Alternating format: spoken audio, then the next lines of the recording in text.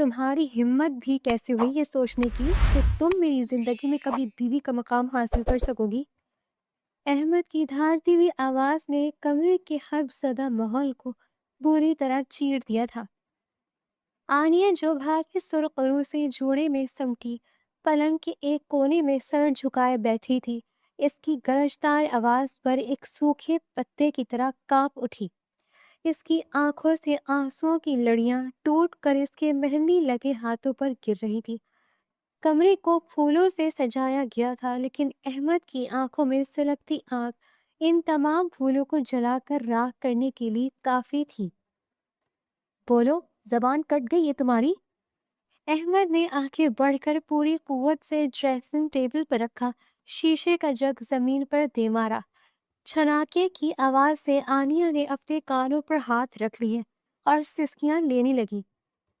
تم سمجھتی ہو کہ تایا جان کی انگلی پکڑ کر ان کی جھوٹی ہمدردی کا سہارا لے کر تم اس گھر کی مالکن بن جاؤ گی؟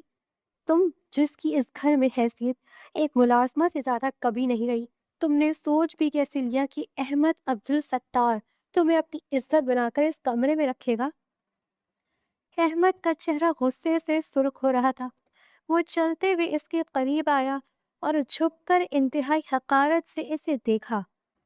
اپنے آپ کو اس سرخ جوڑے میں دیکھ کر خوش فہمی میں مبتلا مت ہونا آنیا۔ تم میری مجبوری ہو، میری پسند یا میری بیوی نہیں۔ آنیا نے روتے ہوئے اپنا چہرہ گھٹنوں میں چھپا لیا۔ وہ ایک دبو اور سہمی ہوئی لڑکی تھی جس نے ہوش سنبھالنے کے بعد سے اس گھر میں صرف احسانات کا بوجھ سہا تھا۔ احمد کی نفرت انگیز باتیں اس کے دل کو چھلنی کر رہی تھی۔ رو مت میرے سامنے، احمد نے غصے سے بیٹھ کے سائڈ ٹیبل پر مکہ مارا۔ تمہارے ان مگر مچھ کے آنسوؤں سے میرے دل میں کوئی رحم نہیں آنے والا۔ جس خون سے تم تعلق رکھتی ہو اس سے مجھے گھن آتی ہے۔ جانتی ہو نا تم کہ تمہاری ماں نے کیا کیا تھا؟ آنیا نے تڑپ کر سر اٹھایا۔ اس کی ماں کا ذکر اس کے لیے ہمیشہ ایک دکھتی رگ کی طرح رہا تھا۔ ہاں، گھر سے بھاگ گئی تھی وہ، اور تایا جان چاہتے کہ میں اس عورت کی بیٹی کو اپنے نام کے ساتھ جوڑ لوں۔ کبھی نہیں آنیا، کبھی نہیں۔ یہ نکاح، یہ شادی صرف ایک کاغذ کا ٹکڑا ہے جس کی میری نظر میں کوئی اہمیت نہیں۔ میں تمہیں اس کمرے میں وہ زندگی دوں گا کہ تم موت کی دعائیں مانگو گی۔ یہ کہتے ہی احمد نے بے دردی سے اسے بیڈ پر پٹھا اور پھر اس کے منہ کو غصے سے دبوچتے ہوئے احمد اپنی نفرت کی شدت اس میں اڈیلنے لگا۔ آنیا اس کے ہر لمس کے ساتھ ٹوٹ کر بکھرتی رہی۔ وہ مزاحمت کرتی بھی تو کیسے؟ اسے یہ حق دیا ہی نہیں گیا تھا، وہ اسے روکتی بھی کیسے؟ اس نے تو مانگا ہی نہیں تھا۔ اپنی نفرت اس میں انڈیلنے کے بعد احمد نے نفرت سے منہ پھیرا اور کمرے کے صوفے پر جا کر گر گیا، جبکہ آنیا زمین پر بیٹھ کر پھوٹ پھوٹ کر رونے لگی۔ اس کی سہاگ رات اس کی زندگی کی سب سے بھیانک رات بن چکی تھی۔ احمد صوفے پر سر ٹکائے چھت کو گھور رہا تھا۔ اس کی آنکھوں کے سامنے وہ منظر گھومنے لگا جب چند روز قبل حویلی کے بڑے دالان میں اس کے تایا جان سے شدید بحث ہوئی تھی۔ چند روز قبل حویلی کا دالان خاموشی میں ڈوبا ہوا تھا۔ عبدالجبار یعنی تایا جان اپنی مخصوص کرسی پر بیٹھے حقہ پی رہے تھے۔ ان کی شخصیت میں ایک ایسا روب تھا کہ گھر میں کسی کو ان کے سامنے اونچی آواز میں بات کرنے کی جرات نہیں تھی۔ ان کے سامنے ان کا چھوٹا بھائی عبدالستار احمد کے والد سر جھکائے بیٹھا تھا۔ احمد غصے سے تیز تیز قدم اٹھاتا ہوا دالان میں داخل ہوا۔ اس کی آنکھیں شعلے اگل رہی تھیں۔ تایا جان، یہ میں کیا سن رہا ہوں؟ احمد کی آواز میں وہ تلخی تھی جس نے پورے ہال میں موجود افراد کے دل دہلا دیے۔ تایا جان نے حکر کا کش لیا اور دھواں فضا میں چھوڑا اور انتہائی سرد مہریے سے احمد کو دیکھا۔ تم وہی سن رہے ہو احمد جو فیصلہ میں نے اس گھر کے لیے کیا ہے۔ اگلے ہفتے جمعے کو تمہارا اور آنیا کا نکاح ہے۔ کبھی نہیں، احمد کی آواز گونجی۔ میں یہ شادی نہیں کر سکتا تایا جان، آپ مجھ پر یہ فیصلہ نہیں تھوپ سکتے۔ احمد، عبدالستار نے گھبرا کر اپنے بیٹے کو ڈانٹا۔ آواز نیچی کرو، تم کس سے بات کرے ہو؟ تمہیں اندازہ بھی ہے؟ ابو، آپ درمیان میں مت بولے۔ احمد نے اپنے باپ کو ٹوکا اور پھر سیدھا تایا جان کی طرف دیکھا۔ تایا جان، آپ کو معلوم ہے کہ اس لڑکی کی حقیقت کیا ہے؟ اس کی ماں گھر سے بھاگ کر آئی تھی۔ اس نے اس خاندان کی عزت کو خاک ملایا تھا، اور آپ چاہتے ہیں کہ میں اس داغدار خون کی لڑکی سے شادی کروں؟ میں ایسی لڑکی سے شادی نہیں کروں گا جس کی ماں نے اس حویلی کی عزت کو روندا ہو۔ تایا جان کی آنکھوں میں اچانک وہ غضب ابھرا کہ عبدالستار بھی اپنی جگہ پر لرز گیا۔ تایا جان نے حقے کی نال ایک طرف رکھی اور اپنی چھڑی کے سہارے کھڑے ہو گئے۔ ان کا قد اور ان کی وجاہت احمد کے غصے پر حاوی ہونے لگی تھی۔ اپنی زبان کو لگام دو احمد! تایا جان کی گرجدار آواز نے دالان کے در و دیوار ہلا دیے۔ تمہاری پھپھو نے جو کیا اس کی سزا وہ پا چکی ہے، اور وہ مر چکی ہے۔ آنیا میری بھانجی ہے، اس گھر کی بیٹی ہے۔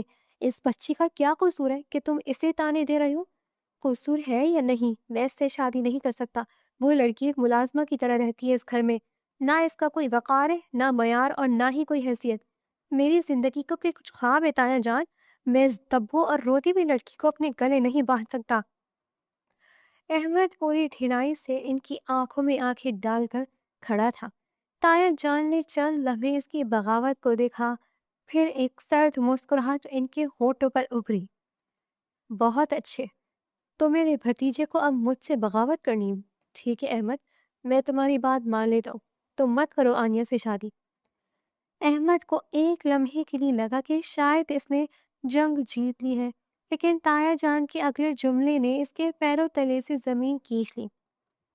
اگر تم نے اس گھر کے فیصلے کو ماننے سے انکار کیا ہے تو ٹھیک ہے، پھر تمہیں یہ گھر چھوڑنا ہوگا۔ تایا جان کی آواز پتھر کی طرح سخت تھی۔ اسی وقت انہی کپڑوں میں اس حویلی سے نکل جاؤ، اور یاد رکھنا احمد، میرے کاروبار کا ایک پیسہ، میری جائیداد کا ایک انچ اور میرے خاندان کا کوئی فرد تمہارے ساتھ نہیں جائے گا۔ عبدالستار! تایا جان نے اپنے بھائی کو پکارا۔ جی بھائی جان! عبدالستار کانپتی ہوئی آواز میں بولا، اگر تمہارا یہ بیٹا اس دروازے سے باہر گیا تو نہ تم اس سے ملو گے، نہ اس کی ماں، اور نہ ہی کوئی بہن بھائی۔ یہ آج سے میرے لیے اور اس گھر کے لیے مر جائے گا۔ بولو احمد، منظور ہے یہ سودا؟ دروازہ کھلا ہے، جاؤ اور جا کر اپنے خواب پورے کر دو، کوڑی کی نوکری کرو۔ احمد ششدر رہ گیا۔ اس کی ساری بغاوت، سارا غصہ ایک پل میں ریت کی دیوار کی طرح ڈھیر ہو گیا تھا۔ وہ ایک پرتعیش زندگی گزارنے کا عادی تھا۔ وہ اپنے باپ کے کاروبار کا ڈائریکٹر تھا۔ اسے سڑک پر آنے کا تصور ہی خوفزدہ کر رہا تھا۔ اس نے بے بسی سے اپنے باپ کو دیکھا، جس کی آنکھوں میں التجا تھی کہ وہ تایا جان کے سامنے جھک جائے۔ احمد نے دانت پیسے، اس کی مٹھیاں بھنج گئی۔ اس کی انا کو بری طرح کچلا گیا تھا۔ ٹھیک ہے تایا جان، احمد نے زہر خند لہجے میں کہا۔ اس کی آنکھوں سے آنسو چھلکنے کو بے تاب تھے۔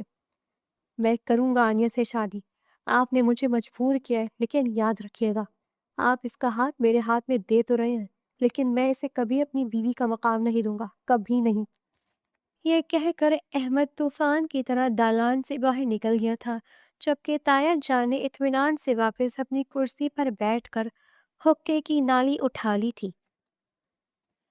اور اب جس طرح احمد نے آنیا کے ساتھ اپنی نفرت کا اظہار کیا تھا، اس سے اس کا غصہ کم نہیں ہوا تھا، بلکہ مزید بڑھ گیا تھا۔ صوفے پر پڑے احمد نے ایک گہرا سانس لیا۔ ماضی کی وہ کڑوی یاد اسے مزید مشتعل کر رہی تھی۔ اس نے مڑ کر آنیا کی طرف دیکھا، جو اب تک فرش پر بیٹھی سسکیاں لے رہی تھی۔ احمد کے دل میں اس کے لیے رحم کا ایک ذرا سا جذبہ تک نہیں تھا۔ تایا جان کی زبردستی، اپنی مجبوری اور اپنی انا کے ٹوٹنے کا سارا غصہ اب وہ اس معصوم لڑکی کی زندگی عذاب بنا کر نکالنے والا تھا۔ 4 سال بعد شہر کے سب سے مہنگے ریسٹورانٹ دی ایمبروزیا میں مدھم موسیقی گونج رہی تھی۔ احمد عبدالستار، جو اب پہلے سے کہیں زیادہ سنجیدہ اور کامیاب بزنس مین لگ رہا تھا، اپنے بزنس پارٹنر کے انتظار میں بیٹھا کافی کا سپ لے رہا تھا۔ 4 سال بیرون ملک قیام نے اس کے چہرے پر تھکن اور لہجے میں ایک عجیب سی بیزاری بھر دی تھی۔ وہ ان 4 سالوں میں کبھی پیچھے مڑ کر نہیں دیکھنا چاہتا تھا، لیکن آج دل کچھ بوجھل سا تھا۔ اچانک اس کی نظر سامنے کی ایک میز پر پڑی اور اس کے ہاتھ میں موجود کافی کا کپ لرز گیا۔ وہاں ایک عورت بیٹھی تھی، سفید ریشمی لباس میں ملبوس، بال کندھوں پر بکھرے ہوئے، چہرے پر وہ خود اعتمادی اور چمک جو کبھی اس دبو سی لڑکی آنیا میں نہیں تھی۔ وہ آنیا ہی تھی، لیکن وہ پہلے والی آنیا نہیں تھی۔ اس کے ساتھ ایک وجیز سا مرد بیٹھا تھا جس سے وہ ہنس ہنس کر باتیں کر رہی تھی، اور ان کے درمیان ایک 4 سالہ خوبصورت بچہ بیٹھا پیزا کھانے میں مگن تھا۔ احمد کے اندر جیسے آگ لگ گئی، وہی پرانا غصہ، وہی انا جو 4 سال پہلے اسے اس معصوم لڑکی کو برباد کرنے پر اکسا رہی تھی، ایک بار پھر بیدار ہو گئی۔ وہ اپنی میز سے اٹھا اور غصے سے بھرے قدم اٹھاتا ہوا ان کی میز تک جا پہنچا۔ بہت خوب، تو یہاں یہ رنگ رلیاں منائی جا رہی ہیں؟ احمد کی گرجدار آواز نے ریسٹورنٹ کی پرسکون فضا کو مکدر کر دیا۔ آئینہ نے چونک کر اوپر دیکھا۔ احمد کو سامنے دیکھ کر ایک لمحے کے لیے اس کی آنکھوں میں پہچان کا عکس لہرایا، لیکن اگلے ہی لمحے اس کی جگہ برف جیسی ٹھنڈک نے لے لی۔ اس کے ساتھ بیٹھا وہ شخص دانیال حیرت سے کھڑا ہو گیا۔ ایکسکیوز می، آپ کون ہیں اور یہ کس طرح کی بدتمیزی ہے؟ دانیال نے سخت لہجے میں پوچھا۔ احمد نے اسے نظر انداز کرتے ہوئے آئینہ کی کلائی پکڑنے کی کوشش کی، جسے آئینہ نے مہارت سے جھٹک دیا۔ اپنی حد میں رہو احمد عبدالستار۔ آئینہ کی آواز میں وہ روب تھا کہ احمد ایک لمحے کو ساکت رہ گیا۔ حد تو تم پار کر چکی ہو آئینہ، احمد نے دانت پیستے ہوئے کہا۔ میری بیوی ہو کر، میرے گھر کی عزت ہو کر، یہاں ایک غیر مرد کے ساتھ ہنس ہنس کر ناجائز تعلقات بناتے ہوئے تمہیں شرم نہیں آتی؟ اور یہ بچہ؟ احمد نے نفرت سے اس معصوم بچے کی طرف دیکھا جو سہم گر آئینہ کے ساتھ لگ گیا تھا۔ آئینہ کی آنکھوں میں ایک دم نفرت کی لپک اٹھی۔ اس نے دانیال کو اشارہ کیا کہ وہ بچے کو لے کر تھوڑی دیر کے لیے باہر جائے، لیکن احمد نے راستہ روک لیا۔ کہیں نہیں جائے گا کوئی بھی، مجھے جواب چاہیے آئینہ، احمد چلایا۔ آئینہ نے ایک گہرا سانس لیا اور اپنی کرسی سے اٹھ کھڑی ہوئی۔ اس نے پوری قوت سے احمد کے سینے پر ہاتھ رکھ کر اسے پیچھے دھکا دیا۔ کون سی بیوی اور کون سا شوہر؟ آئینہ کا لہجہ زہر میں بجھا ہوا تھا۔ وہ شوہر جو شادی کی پہلی رات اپنی ساری مردانگی کا غصہ ایک نہدی لڑکی پر نکال کر اسے سسکتا ہوا چھوڑ کر ملک سے بھاگ گیا تھا۔ وہ شوہر جس نے پچھلے 4 سالوں میں ایک بار بھی یہ پلٹ کر نہیں پوچھا کہ میں زندہ بھی ہوں یا مر گئی۔ میں مصروف تھا اور تم جانتی تھی کہ میں اس شادی کے حق میں نہیں تھا۔ احمد نے اپنی صفائی پیش کرنی چاہی، لیکن آئینہ نے اسے بولنے کا موقع نہیں دیا۔ خاموش ہو جاؤ، آئینہ کی آواز بلند ہوئی۔ تمہیں صرف اپنی انا نظر آتی تھی احمد، تمہیں اس لڑکی کی چیخیں سنائی نہیں تھی جسے تم نے ادھموا کر کے چھوڑا تھا۔ تم نے مجھے ماموں جان کے رحم و کرم پر چھوڑا، اس گھر میں جہاں میں پہلے ہی ایک ملازمہ کی طرح جی رہی تھی۔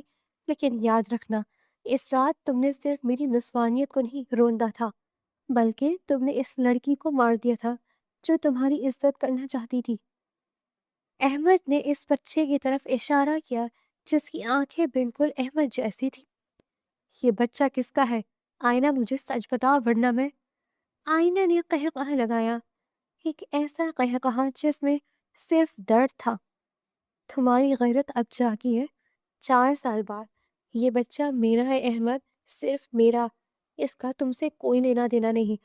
تم نے تو اس رات رشتے کا جنازہ نکال دیا تھا۔ یہ دانیال جس پر تم کیچڑ اچھال رہے ہو، اس نے مجھے تب سہارا دیا جب تم جیسا نام نہاد شوہر مجھے برباد کر کے جا چکا تھا۔ اس نے مجھے جینا سکھایا، مجھے پڑھایا، اور آج میں اس قابل ہوں کہ تمہاری جیسی انسان کی آنکھوں میں آنکھیں ڈال کر بات کر سکوں۔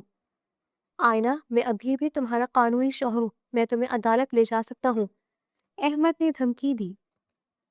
آئینہ اس کے قریب آئی، اتنے قریب کہ احمد کو اس کی سانسوں کی تپش محسوس ہو رہی تھی۔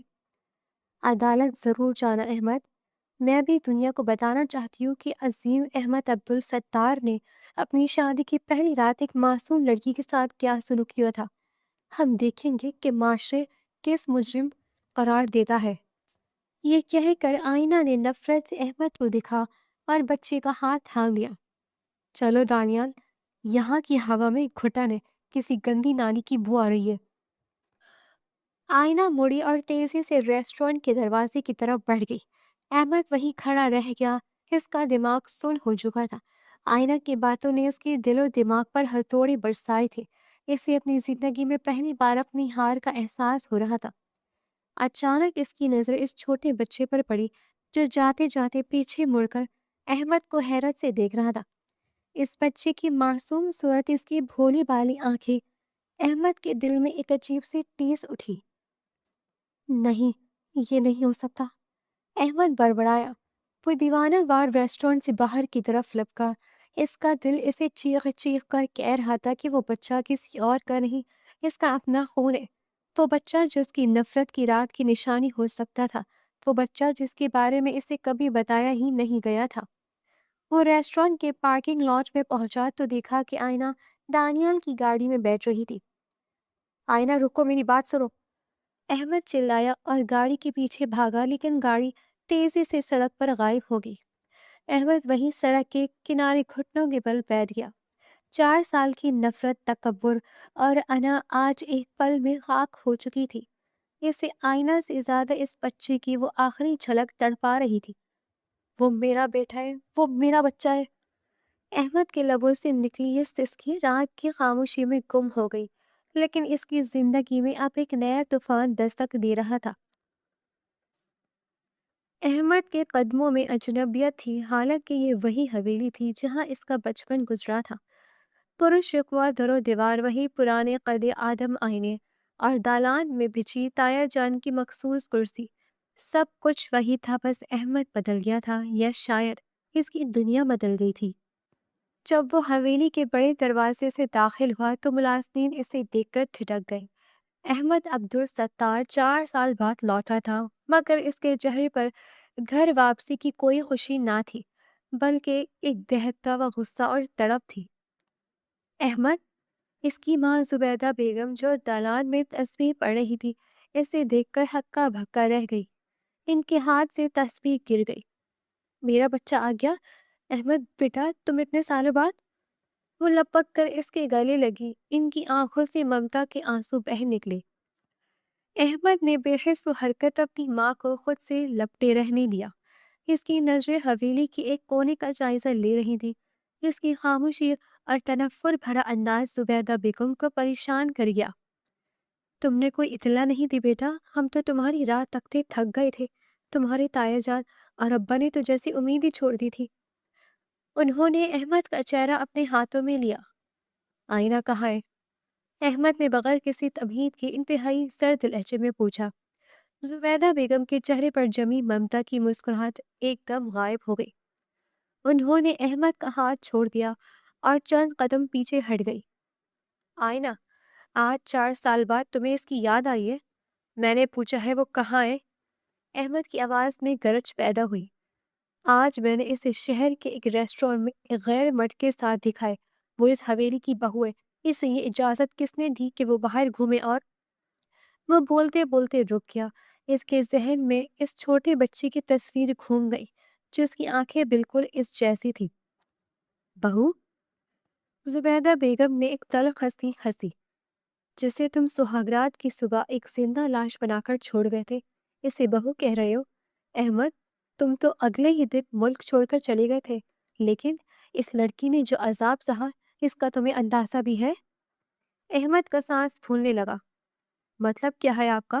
وہ یہاں نہیں ہے؟ نہیں، زبیدہ بیگم نے دو ٹوک جواب دیا۔ تمہارے جانے کے ٹھیک 2 دن بعد آئینہ اس گھر سے نکل گئی تھی۔ احمد کے پیروں تلے سے زمین نکل گئی۔ نکل گئی تھی؟ مطلب کیا تایا جان نے اسے نکال دیا؟ کوئی نہیں جانتا احمد، زبیدہ بیگم نے کرسی پر بیٹھتے ہوئے دکھ سے کہا۔ وہ صبح فجر کے وقت اٹھی، اپنا وہی ایک پرانا جوڑا پہنا جو وہ یہاں آنے سے پہلے پہنتی تھی، اور خاموشی سے دروازہ کھول کر نکل گئی۔ نہ اس نے کسی سے شکایت کی، نہ روئی، نہ جائیداد میں حصہ مانگا۔ ہم سب سمجھے کہ وہ شاید تمہارے پیچھے گئی ہے یا اپنے کسی دور کے رشتہ دار کے پاس، لیکن وہ کہیں نہیں ملی۔ احمد دنگ رہ گیا۔ اسے یاد آیا کہ وہ 4 سال تک بیرون ملک رہا۔ اس نے کبھی گھر فون کر کے آئینہ کا ذکر تک نہیں کیا تھا۔ اس نے سوچا تھا کہ وہ تایا جان کے سائے میں حویلی کے کسی کونے میں پڑی روتی ہوگی۔ تایا جان نے اسے ڈھونڈا نہیں؟ احمد نے حیرت سے پوچھا۔ بہت ڈھونڈا، پیچھے سے ایک بھاری آواز آئی۔ احمد نے مڑ کر دیکھا، تایا جان اپنی چھڑی ٹیکتے ہوئے کھڑے تھے۔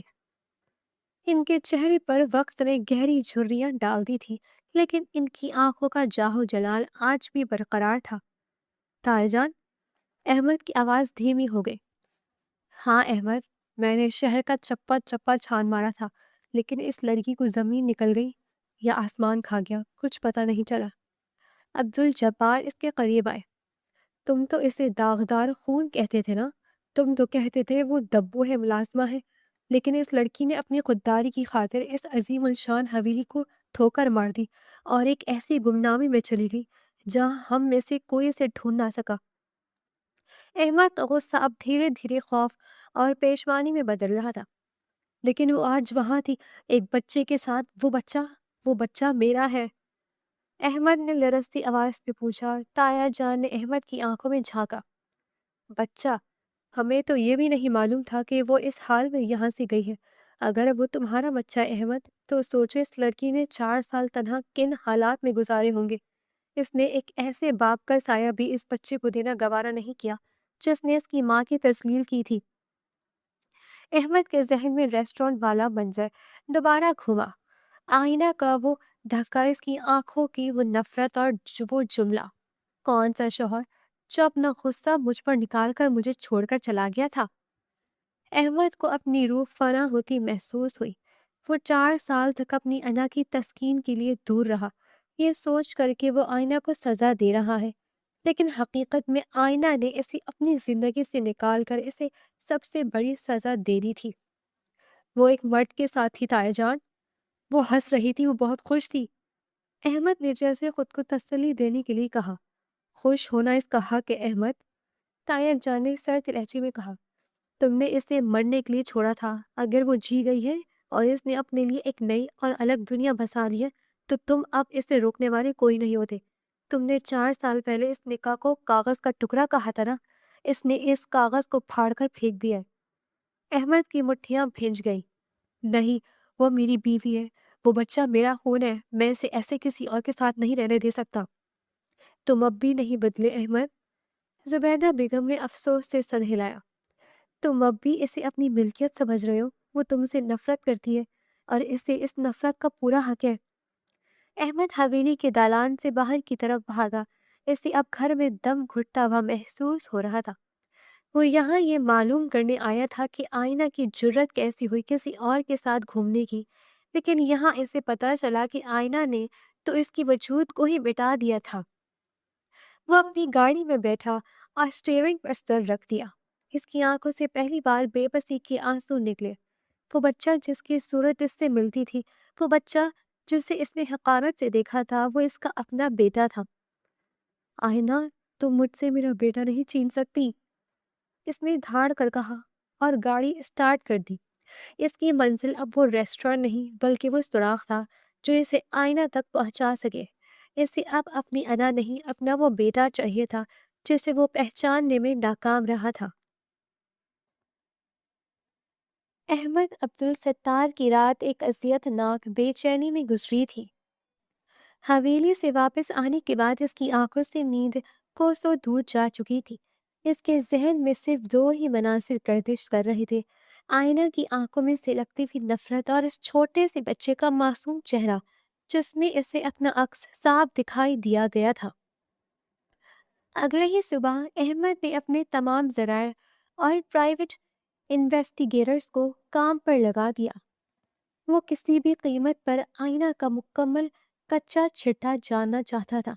دوپہر تک اس کے مینیجر نے اسے ایک فائل لا کر دی جس میں آئینہ کی موجودہ زندگی کی تمام تفصیلات درج تھی۔ سر، میڈم آئینہ ڈی کے انٹرپرائزز میں بطور پروجیکٹ ہیڈ کام کرتی ہے۔ یہ کمپنی پچھلے 3 سالوں میں تیزی سے ابھری ہے، مینیجر نے فائل میز پر رکھتے ہوئے بتایا۔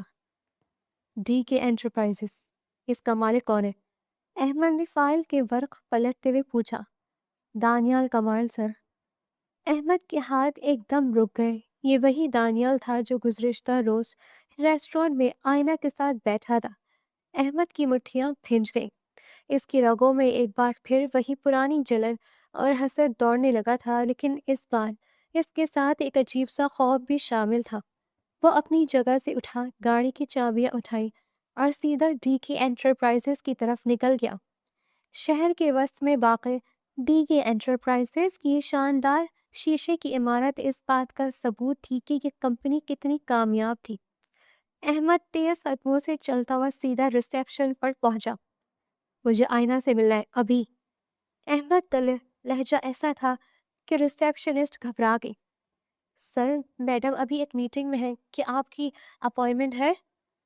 میں نے کہا مجھے ابھی ملنا ہے، احمد نے تقریباً دھاڑتے ہوئے کہا، اور سیکیورٹی کو نظر انداز کرتا ہوا سیدھا اس کوریڈور کی طرف بڑھ گیا جہاں شیشے کے ایک بڑے کیبن پر پروجیکٹ ہیڈ آئینہ احمد کی تختی لگی تھی۔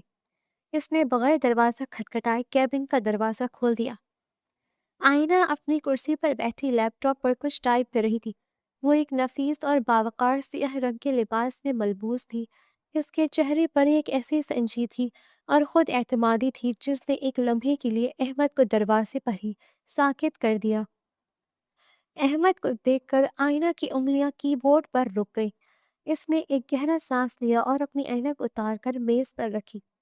اس کے چہرے پر ذرہ برابر بھی حیرت یا خوف نہیں تھا۔ یہاں کیسے آنا ہوا مسٹر احمد عبدالستار؟ آئینہ کی آواز انتہائی سرد اور پیشہ ورانہ تھی۔ احمد 2 قدم آگے بڑھا اور اس کی میز پر ہاتھ رکھ کر جھکا۔ تمہیں کیا لگا تھا آئینہ؟ تم میری نظروں سے بچ کر کسی غیر مرد کی کمپنی میں کام کرو گی اور مجھے خبر نہیں ہوگی؟ یہ دانیال کمال کیا لگتا ہے تمہارا؟ آئینہ نے انتہائی سکون سے انٹرکام کا بٹن دبایا۔ سیکیورٹی میرے کیبن میں؟ اس سے پہلے کہ وہ جملہ مکمل کرتی، احمد نے آگے بڑھ کر انٹرکام کا کنیکشن کاٹ دیا۔ میں یہاں کوئی تماشا کرنے نہیں آیا، مجھے اپنے سوالوں کے جواب چاہیے آئینہ۔ آئینہ اپنی کرسی سے کھڑی ہو گئی۔ اس کی آنکھوں میں وہ پرانی دبو لڑکی کا کوئی عکس نہیں تھا۔ لیکن میں اپنے آفس میں کوئی تماشا نہیں چاہتی احمد، یہ میری کام کرنے کی جگہ ہے اور یہاں تمہاری یہ جاگیردانہ بدماشی نہیں چلے گی۔ اگر تم نے ابھی یہ کیبن نہ چھوڑا تو میں پولیس بلانے میں 1 سیکنڈ بھی نہیں لگاؤں گی۔ احمد نے بے بسی اور غصے سے اسے دیکھا۔ مجھے تم سے بات کرنی ہے، اس بچے کے بارے میں تم جانتی ہو کہ میں اس کے بغیر نہیں جاؤں گا، احمد نے ضد بھرے لہجے میں کہا۔ آئینہ نے چند لمحے اس کی آنکھوں میں دیکھا جہاں ایک عجیب سی تڑپ تھی۔ اس نے میز کی دراز سے ایک کاغذ نکالا، اس پر تیزی سے کچھ لکھا اور احمد کی طرف بڑھا دیا۔ یہ میرے گھر کا پتہ ہے، شام کو 7 بجے آ جانا، اور یاد رکھنا احمد، یہ ہماری پہلی اور آخری ملاقات ہوگی۔ اس کے بعد اگر تم نے میری زندگی میں دخل اندازی کرنے کی کوشش کی تو تم مجھے کسی اور روپ میں دیکھو گے۔ اب جاؤ یہاں سے۔ احمد نے وہ پرچی سختی سے مٹھی میں دبائی، ایک آخری بار اسے گہری نظروں سے دیکھا اور کیبن سے باہر نکل گیا۔ شام کے سائے گہرے ہو چکے تھے۔ احمد آئینہ کے دیے گئے پتے پر پہنچا۔ یہ شہر کے ایک پوش علاقے میں واقع ایک خوبصورت اور پرسکون اپارٹمنٹ تھا۔ احمد نے کانپتے ہاتھوں سے دروازے کی بیل بجائی۔ دروازہ کھلا تو سامنے آئینہ کھڑی تھی۔ اس نے عام سا گھریلو لباس پہنا ہوا تھا، لیکن اس کی سادگی میں بھی ایک وقار تھا۔ وہ بنا کچھ کہے پیچھے ہٹ گئی اور احمد کو اندر آنے کا راستہ دیا۔ اپارٹمنٹ کو بہت سلیقے سے سجایا گیا تھا۔ ہر چیز سے ایک اپنائیت اور سکون جھلک رہا تھا، وہ سکون جو احمد نے آج تک اپنی عالیشان حویلی میں بھی محسوس نہیں کیا تھا۔ احمد ابھی صوفے پر بیٹھا ہی تھا کہ اندر کے کمرے سے چھوٹے چھوٹے قدموں کی آواز آئی۔ ماما، دیکھیں میں نے اپنا ہوم ورک مکمل کر لیا۔ ایک 4 سالہ خوبصورت بچہ ہاتھ میں کاپی لیے دوڑتا ہوا لاؤنج میں آیا، لیکن صوفے پر ایک اجنبی کو دیکھ کر اس کے قدم رک گئے۔ وہ سہم کر اپنی ماں کے ٹانگوں کے پیچھے چھپ گیا۔ احمد کے دل کی دھڑکن جیسے رک گئی۔ اس نے بچے کو بغور دیکھا، اس کی بھوری آنکھیں، اس کے چہرے کا کٹ، اس کے بال، سب کچھ تو احمد جیسا تھا۔ احمد کے اندر ایک ایسا طوفان اٹھا جس نے اس کی ساری انا، سارا غرور بہا دیا۔ وہ اپنی جگہ سے اٹھا اور دھیرے دھیرے چلتا ہوا عبداللہ کے قریب آیا۔ احمد گھٹنوں کے بل زمین پر بیٹھ گیا، اس کی آنکھوں سے آنسو چھلک پڑے۔ بیٹا، احمد کی آواز لرز رہی تھی۔ اس نے اپنے کانپتے ہوئے ہاتھ آگے بڑھائے۔ عبداللہ نے ڈرتے ہوئے اپنی ماں کی طرف دیکھا۔ آئینہ کا دل اس منظر کو دیکھ کر بری طرح کٹ رہا تھا۔ اس کی اپنی آنکھیں جھیل میں آنسو آمڈ آئے تھے۔ وہ جانتی تھی کہ خون خون کو کھینچتا ہے، لیکن اس نے بے دردی سے اپنے ہونٹ کاٹے اور اپنے آنسو کو پلکوں کی باڑ سے گرنے نہیں دیا۔ اس نے اپنا چہرہ دوسری طرف کر لیا۔ احمد نے آگے بڑھ کر عبداللہ کو اپنے بازو کے حصار میں لے لیا اور اسے اپنے سینے سے لگا دیا۔ 4 سال کی وہ محرومی جس کا اسے خود بھی علم نہیں تھا، آج اس چھوٹے سے وجود کو گلے لگا کر ایک دردناک قصہ بن کر ابھری تھی۔ اس نے عبداللہ کا ماتھا چوما، اس کے گالوں کو چھوا اور پھوٹ پھوٹ کر رونے لگا۔ کچھ دیر بعد آئینہ نے سختی سے کہا، عبداللہ جاؤ اندر جا کر اپنے کھلونوں سے کھیلو، ماما کو ان انکل سے کچھ بات کرنی ہے۔ عبداللہ معصومیت سے احمد کو دیکھتا ہوا اندر چلا گیا۔ احمد اب بھی زمین پر بیٹھا تھا۔ اس نے نم آنکھوں سے آئینہ کی طرف دیکھا جو اب صوفے پر بازو باندھے انتہائی سرد تاثرات کے ساتھ اسے دیکھ رہی تھی۔ مجھے معاف کر دو آئینہ۔ احمد کے لبوں سے نکلا پہلا جملہ یہی تھا۔ وہ شخص جس نے آج تک کسی کے سامنے سر نہیں جھکایا تھا، آج زمین پر بیٹھ کر ایک عورت سے معافی مانگ رہا تھا۔ مجھے اپنے کیے پر شدید شرمندگی ہے۔ میں جانتا ہوں کہ میں نے تمہارے ساتھ درندگی کی تھی۔ میں نے اس رات تمہاری ذات کو، تمہاری عزت کو جس طرح پامال کیا تھا، اس کا کوئی کفارہ نہیں۔ لیکن خدا را مجھے یہ بتاؤ کہ تم یہاں تک کیسے پہنچی؟ تم نے وہ گھر کیوں چھوڑا؟ آئینہ نے ایک تلخ مسکراہٹ کے ساتھ اسے دیکھا۔ کیا کرتی میں احمد؟ اس حویلی میں رہتی، اس شخص کی بیوی بن کر جس نے مجھے شادی کی پہلی رات ہی یہ احساس دلا دیا تھا کہ میری حیثیت ایک کیڑے سے زیادہ نہیں۔ تم نے جس ببریت سے مجھ پر اپنا غصہ نکالا تھا، اس رات مجھے اندازہ ہو گیا تھا کہ اگر میں اس گھر میں رہی تو ایک دن میری لاش ہی وہاں سے نکلے گی۔ اس لیے جیسے ہی تم گھر سے گئے، میں نے بھی وہ گھر چھوڑنے کا فیصلہ کر لیا۔ آئینہ کی آنکھوں میں ماضی کا کرب تیرنے لگا۔ میں اپنی ایک پرانی دوست زانا کے گھر چلی گئی تھی۔ میرے پاس نہ پیسے تھے، نہ سر چھپانے کی جگہ، اور نہ ہی کوئی سہارا، لیکن زارا نے مجھے پناہ دی۔ اسی نے مجھے دوبارہ جینے کا حوصلہ دیا۔ میں نے چھوٹے موٹے کورسز کیے، دن رات محنت کی، اور پھر اس کی مدد سے مجھے ڈی کے انٹرپرائزز میں ایک چھوٹی سی جاب مل گئی۔ احمد نے شرمندگی سے سر جھکا لیا۔ اور یہ دانیال کمال؟ احمد نے ہچکچاتے ہوئے پوچھا۔ دانیال زارا کا بھائی ہے، آئینہ نے 2 ٹوک الفاظ میں جواب دیا۔ جب میں نے اس کی کمپنی جوائن کی تو میری محنت اور لگن دیکھ کر اس نے مجھے آگے بڑھنے کا موقع دیا۔ اس نے مجھ پر بھروسہ کیا جب تم جیسے نام نہاد اپنوں نے مجھے دھتکار دیا تھا۔ ہاں، وہ مجھے پسند کرتا ہے، وہ مجھ سے شادی کرنا چاہتا ہے، اور وہ تم سے 1000 گنا بہتر انسان ہے، لیکن میں نے اسے انکار کر دیا۔ احمد نے تیزی سے سر اٹھا کر اسے دیکھا۔ کیوں؟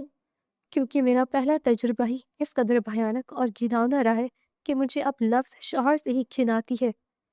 آئینہ کے لفظوں میں چھپی کاٹ نے احمد کو اندر تک زخمی کر دیا۔ میں نے اپنی زندگی اپنے بیٹے کے لیے وقف کر دی ہے، مجھے اب کسی مرد کے سہارے کی ضرورت نہیں۔ یہ سن کر احمد اپنی ہی نظروں میں گر گیا۔ اسے محسوس ہوا کہ وہ کس قدر گھٹیا اور چھوٹا انسان تھا۔ اس کی آنکھوں سے پیشوانی کے آنسو بہہ رہے تھے۔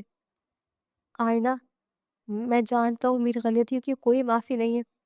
میں نے تم پر، اپنے بچے پر بہت ظلم کیا ہے، لیکن مجھے ایک موقع دے دو۔ احمد نے ہاتھ جوڑ دیے۔ حویلی لوٹ آؤ تایا جان، میری ماں، سب تمہیں خوشی سے اپنائیں گے۔ ہم سب کچھ بھلا کر عبداللہ کی خاطر ایک نئی زندگی شروع کریں گے۔ میں اپنے بیٹے کے بغیر تمہارے بغیر نہیں رہ سکتا۔ مجھے میرا حق دے دو آئینہ۔ حق؟ آئینہ نے حقارت سے اسے دیکھا اور انکار میں سختی سے سر ہلایا۔ کبھی نہیں احمد، تم نے اپنا حق اس رات ہی کھو دیا تھا۔ میں تمہارے ساتھ اس جہنم میں دوبارہ کہیں نہیں جاؤں گی۔ ابھی وہ دونوں بات ہی کر رہے تھے کہ اچانک عبداللہ اپنے کمرے سے باہر آیا۔ اس کے ہاتھ میں ایک پرانی سی تصویر تھی۔ وہ بھاگتا ہوا آیا اور احمد کے بالکل قریب کھڑا ہو کر بڑی معصومیت سے اپنی ماں کی طرف دیکھ کر بولا، ماما، یہ وہی تصویر والے بابا ہے نا جو آپ کی دراز میں ہوتی ہے؟ کمرے میں جیسے بم پھٹ گیا۔ احمد پوری طرح ششدر رہ گیا اس نے حیرت، خوشی اور ایک عجیب سے مان کے ساتھ آئینہ کو دیکھا۔ آئینہ کا چہرہ ایک دم سرخ ہو گیا، اس کی آنکھوں میں شدید گھبراہٹ اور غصہ ایک ساتھ ابھرا۔ اس نے فوراً آگے بڑھ کر عبداللہ کے ہاتھ سے تصویر چھینی۔ تمہیں کس نے کہا تھا میری چیزوں کو ہاتھ لگانے کو؟ جاؤ یہاں سے اندر، خبردار جو اب باہر آئے۔ آئینہ نے عبداللہ کو زور سے ڈانٹا۔ بچہ سہم کر روتا ہوا اندر بھاگ گیا۔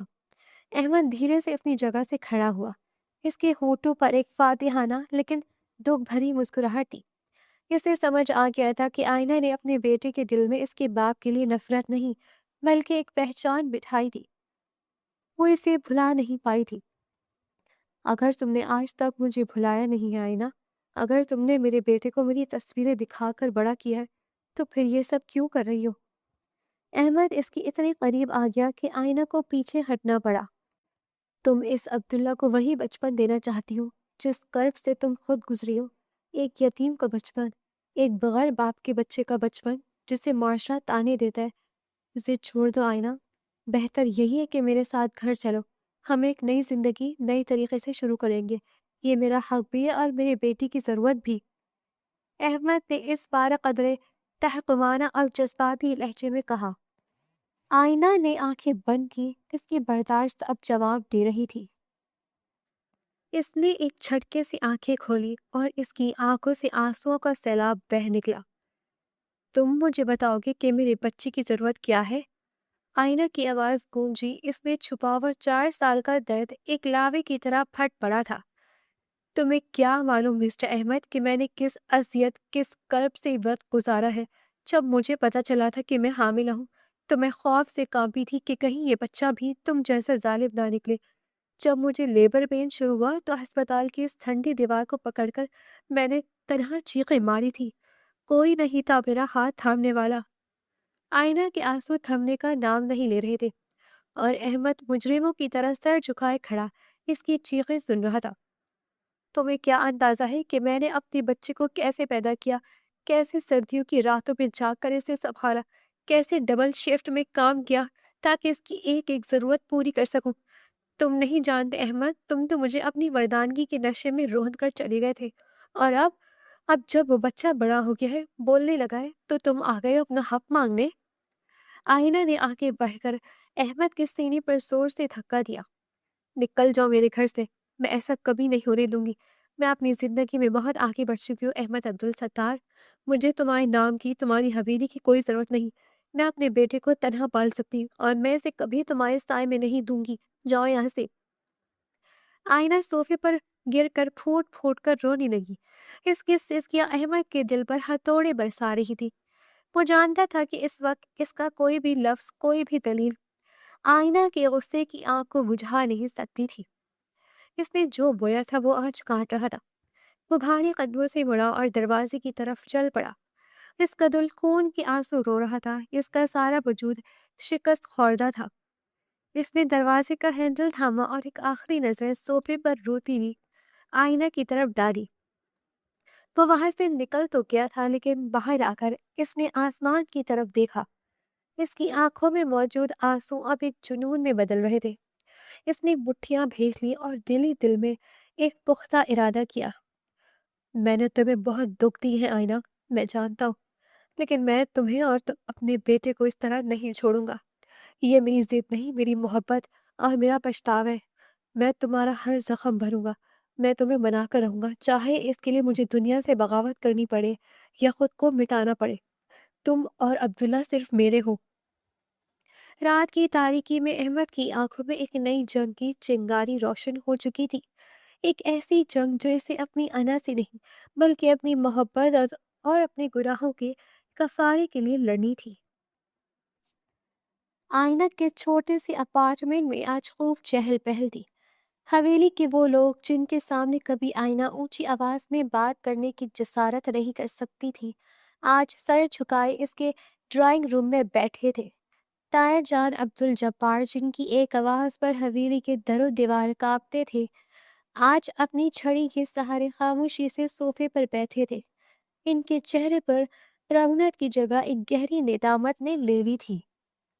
ان کے ساتھ زبیدہ بیگم اور عبدالستار بھی موجود تھے، جبکہ احمد کمرے کے ایک کونے میں خاموشی سے کھڑا تھا۔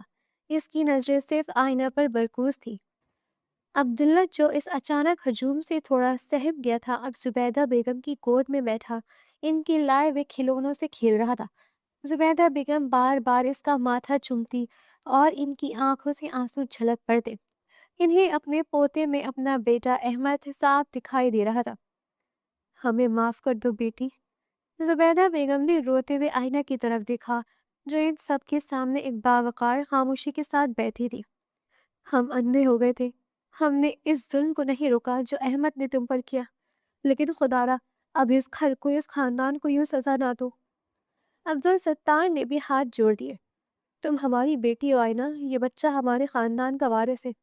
گھر واپس چل پڑو، میں وعدہ کرتا ہوں کہ اب کوئی تمہیں آنکھ اٹھا کر بھی نہیں دیکھ سکے گا۔ آئینہ نے ایک گہری سانس لی۔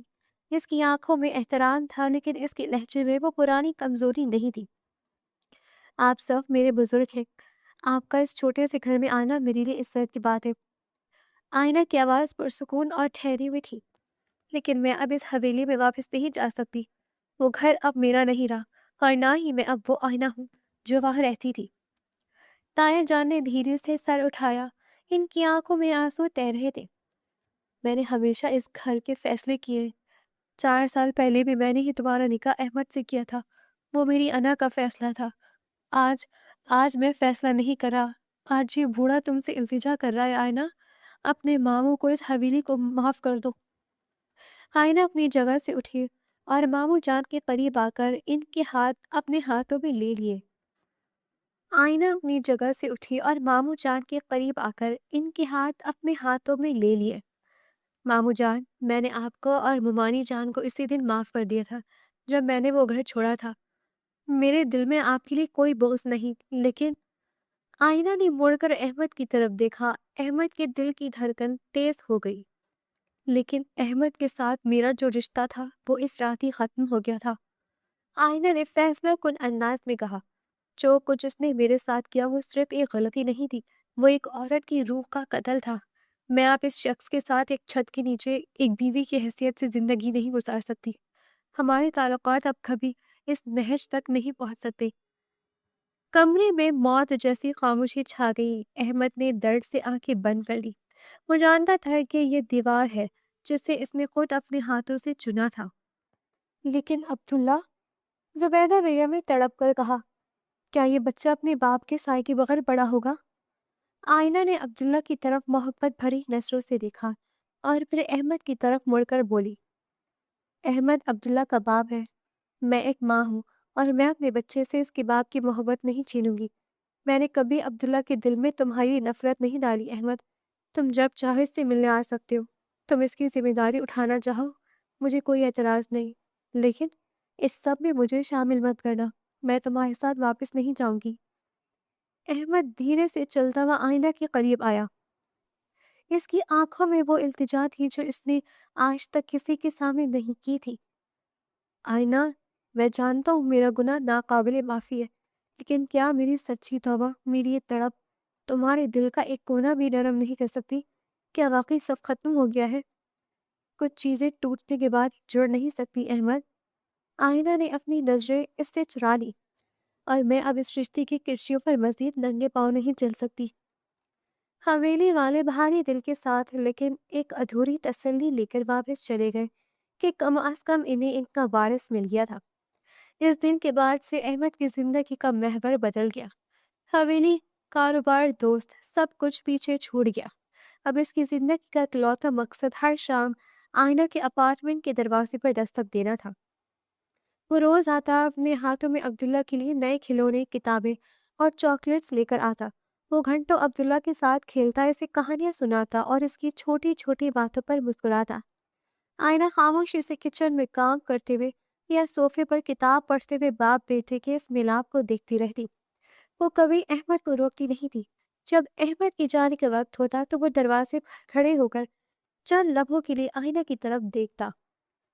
اس کی آنکھوں میں ایک خاموش سوال ہوتا، ایک گہری ادھوری سی امید ہوتی کہ شاید آج آئینہ اسے روکنے کا کہہ دے۔ شاید آج اس کی آنکھوں کی برف پگھل جائے، لیکن آئینہ ہمیشہ اس کی نظروں سے نظر چرا لیتی۔ وہ جانتی تھی کہ اگر اس نے احمد کی آنکھوں میں دیر تک جھانکا تو شاید وہ اپنا ضبط کھو بیٹھے گی۔ وہ جان بوجھ کر اپنا چہرہ موڑ لیتی اور دروازہ بند کر دیتی، اور احمد ہر روز ایک ہی امید لے کر واپس جاتا اور اگلے دن اسی آس پر دوبارہ لوٹ آتا کہ شاید کسی دن تو اس کی محبت، اس کا پچھتاوا آئینہ کے دل کے بند دروازے کھول دے گا۔ آپ کے خیال میں کیا آئینہ کو اسے معاف کرنا چاہیے؟ اس کہانی میں سب سے زیادہ توجہ احمد اور آئینہ کے کردار پر جاتی ہے۔ احمد ایک ایسا مرد دکھایا گیا ہے جو اپنی انا، غرور اور خاندانی تعصب میں اس قدر اندھا ہو جاتا ہے کہ ایک بے قصور لڑکی کی زندگی تباہ کر دیتا ہے۔ اس کی سب سے بڑی غلطی یہ تھی کہ اس نے اپنے غصے اور اپنی مجبوری کی سزا آئینہ کو دی، حالانکہ آئینہ کے سب میں کوئی قصور نہیں تھا۔ دوسری طرف آئینہ کا کردار نہایت مضبوط اور قابل تعریف ہے۔ وہ ایک مظلوم لڑکی سے ایک خوددار اور باوقار عورت بن کر سامنے آتی ہے، جو ظلم سہنے کے بعد ٹوٹنے کے بجائے خود کو سنبھالتی ہے، اپنے بچے کو پالتی ہے اور اپنی شناخت بناتی ہے۔ اس کردار کی سب سے بڑی خوبی اس کی خودداری اور صبر ہے۔ البتہ ایک ماں کے طور پر اس کا اپنے بچے کو باپ سے مکمل طور پر دور نہ کرنا اس کے بڑے دل کی علامت ہے۔